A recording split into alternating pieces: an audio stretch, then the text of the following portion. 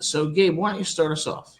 Yeah, so my MVP, because I actually have it as MVP, Offensive Player of the Year, Defensive Player of the Year, and then I got Transfer Player of the Year, Comeback Player of the Year. And I have some honorary mentions for the award of Offensive and Defensive Rookie of the Year. It's just because our depth chart is very much lacking freshmen that it's sort of an honorary award. My MVP, though, and I don't just say this because he's a quarterback. I say this because I think he's going to have that freaking good of a year. My MVP is Ethan Kaliakmanis. I wanted to say DT at first, but then I thought, is Ethan really going to only use DT Sheffield? Hell no. He's going to use KJ Duff. He's going to use Ian Strong. He's going to use Kenny Fletcher, who is on the watch list of, let me scroll back up here, the John Mackey Award watch list. I am embarrassed that I didn't remember that by name because John Mackey is a legend. He's going to be throwing it to Colin Weber, and he's going to be throwing it to CJ Campbell, who gets 20, 30 receptions every time it seems like you talk about him and what he can do this year. That's the numbers you're talking about. So, no, I think DT is going to have a fantastic year. But I think it's going to be Ethan who is the most valuable. Another honorary mention, Eric O'Neill. And he's going to be like the anchor of that defense. But Ethan to me is going to have he's going to have a really good year. I'm not attributing it to wins and losses because I don't want to get my hopes up. But like I said, MVP, Ethan Kaliakmanis. Okay, that's a fair point. So this was a tough one for me because I'm not sure. My concern about Ethan Kaliakmanis, great guy, great team player, great skills, great arm, with some great plays last year. My concern with him is consistency and completion percentage in particular. And when I look at the schedule, Penn State, Oregon, Ohio State, at Washington, at Illinois, Minnesota, Minnesota, and PJ Fleck, I worry that he will improve, but with that kind of a schedule, we might see some of those inconsistencies again. I hope that's not the case. So I'm going to go with Eric O'Neill as the MVP for the Scarlet Knights. I think that he's explosive. I think he's a difference maker and could be a game changer for that defensive front.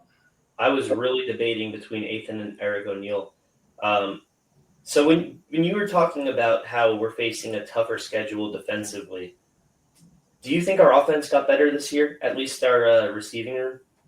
On paper, the offense looks better. I mean, we lost Monongai, of course, but when you got C.J. Campbell, Antoine Raymond, Jashawn Benjamin, and then look at the receiving core. You got DT Sheffield coming in from North Texas. You got KJ Duff. You got depth.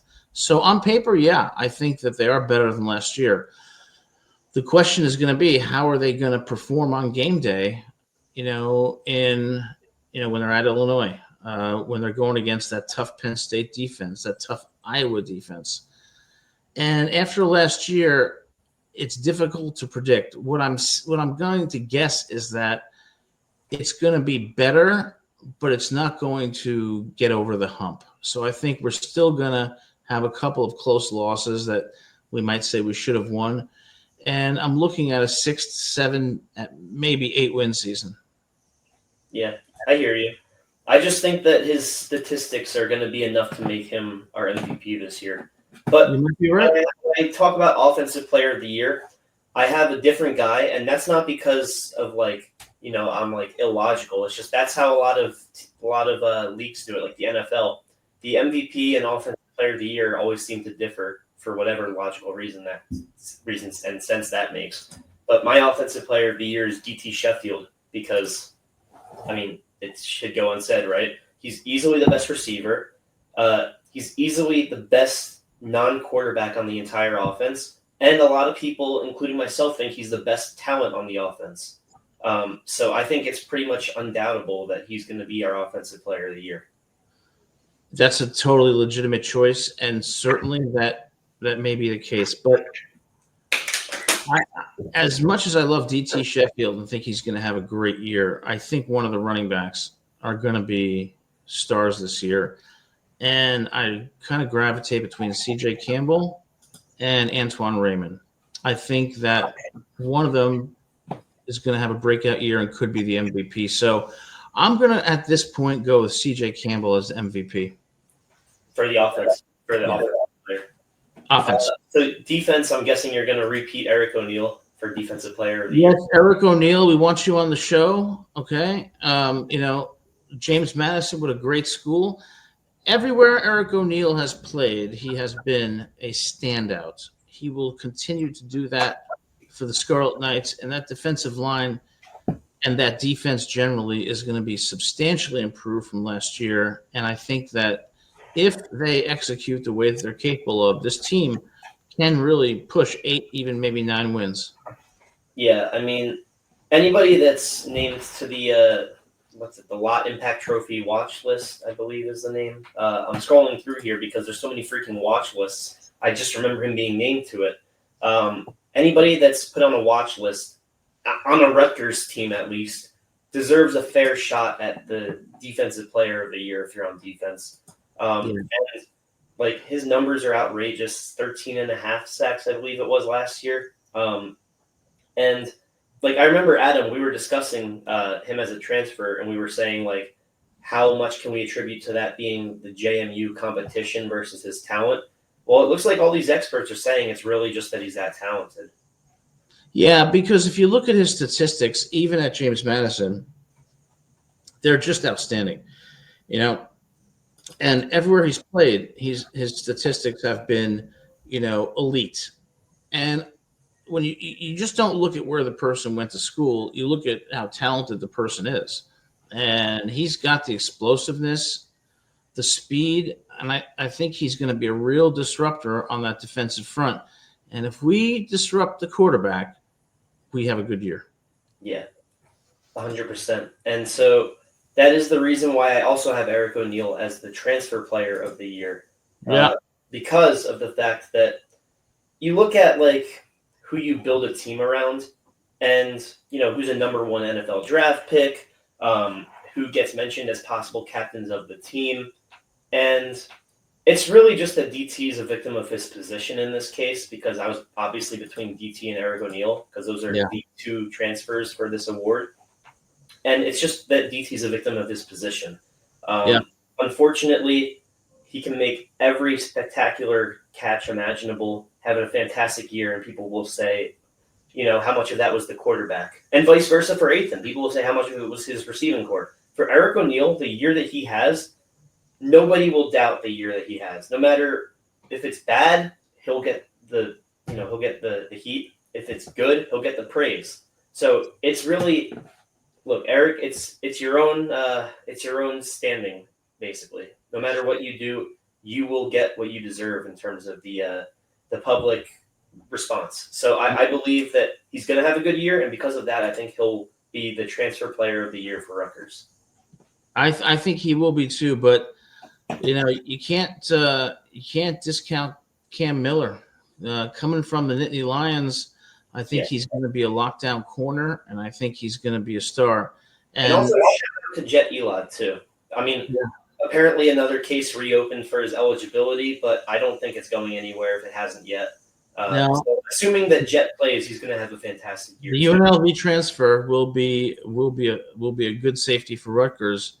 And then I don't know if I'm pronouncing his name correctly. I hope I am. Jabome and the linebacker spot is going to be, probably leading the team in tackles. So it's really great to have a discussion where, in the context of MVP on the defense, we're talking about multiple players. That bodes well for Rutgers. So I have one more official award here, and then an honorary thing. Because is that for me? The honorary thing is for me? You know that you're always the most honored. Everybody loves you. Sometimes. Anyways, comeback player of the year. Now, I only put this one in here because it's an official NFL award. It's an official football award in general, because every other sport will do most improved player of the year. But we decided to be fancy and do comeback player of the year, which is similarly different. My comeback player of the year, only because it's tough to say for college football because everyone either leaves or is starting anew. But I have Doug Blue Eli because he had a very similar year last year, if not a step down in terms of his productivity. and now we know for a fact he's going to be on the front, and he's going to be an impact player, especially if people are doubling Eric O'Neal. And he's from Jersey, so he's going to want to play for his home here. But 2023 for USF, 19 tackles, 10 assisted, 9 solo. 2024, 17 tackles, 5 solo, 12 assisted. So that is 38 tackles versus 34 tackles. He had a forced fumble in 2023, but no forced fumble last year. He had an interception last year. Awesome enough. Yeah. But basically with him, it's kind of like he kind of stayed the same, maybe got a smidge worse. So because of that, I technically say he's eligible for the award. That's fair enough. Now, wasn't Jabome injured last year? Jabome did get injured. Yeah, and he was out for how many games was he out for? I think he was out for. I do not remember. Because I was only looking at his numbers, not his games played. I'm going to put him as the comeback player of the year. I think he's immensely talented, and I think he's going to come back from the injury, and I think he's going to anchor that linebacking core. And I just think he's going to leave. Yeah. I mean, the thing is, Jabome last year, I don't know if you can call it comeback when last year he had 105 tackles. Oh, so I'm playing up the injury too much, huh? Yeah, I mean, it looks like he was, still making his impact regardless. Well, I like the pick from South Florida because in 2023, what'd you say, 19 tackles? Yeah, I think that he's going to be. I think he's someone who we haven't talked about enough, but I think that's a legit choice. But I'm still going to say Jabome because the injury qualifies him as a comeback player because, hey, he's coming off an injury. But Kenny Fletcher, Jason, another great choice. Yeah, it is a great choice. My only question is, Kenny Fletcher or Colin Weber. It's very 50-50. Kenny Fletcher is listed as the starter. I think they're both very solid. But a lot of people will say that we got Colin Weber for him to start. So it's really tough. But, the thing is, it's tough for Kenny Fletcher because last year he had 20 receptions, 137 yards, 2 touchdowns. The numbers don't do his talent justice, but the years prior, it's I'm on ESPN right now, and I don't see anything for years prior. Unless, Max Preps, didn't transfer some data or something. I'm missing something. But, yeah, so that's it for the official awards. I wanted to give an honorary mention award for Offensive Rookie of the Year because that is an award in the NFL. I'm going with Vernon Allen III. I was between him and Michael Thomas. And Michael Thomas is higher on the depth chart, but Vernon Allen with the amazing spring game kind of showed that he's capable of playing even alongside his second-string quarterback in A.J. Surratt, who I was like, look, talent-wise, Surratt might be the best, but obviously, unless Aiken gets injured, he's not going to play this year. Hey, I respect that, and we'll see how it plays out. I think it's going to be, this is one of those seasons for Rutgers where it's hard to predict because if you look at the roster and you look at what they have on the offensive defensive side, especially on the defensive front, they can compete with any team. Are they going to be consistent, though? That's what I keep coming back to. Will they be consistent week to week? I think what we're going to see about Rutgers in their season is when they play Iowa. If they win at home against Iowa, then I think they go to Minnesota, they go to Illinois with the confidence to at least split those games. But they're going to have to win that Iowa game, or else I think it's going to be kind of like last year when, I believe they were 4-0 and lost to Nebraska 14-7.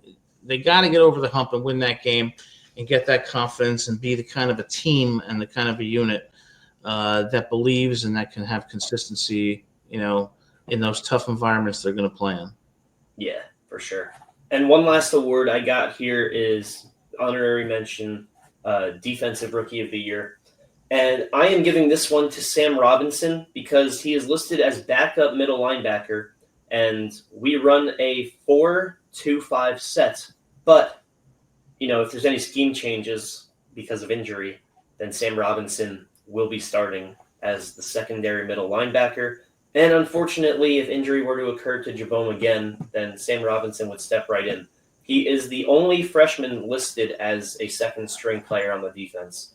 I did want to shout out also Kamar Archie, who is next in line to Sam Robinson, but Robinson earned the second string spot. So that's who I'm going with, is Sam Robinson. Fair enough.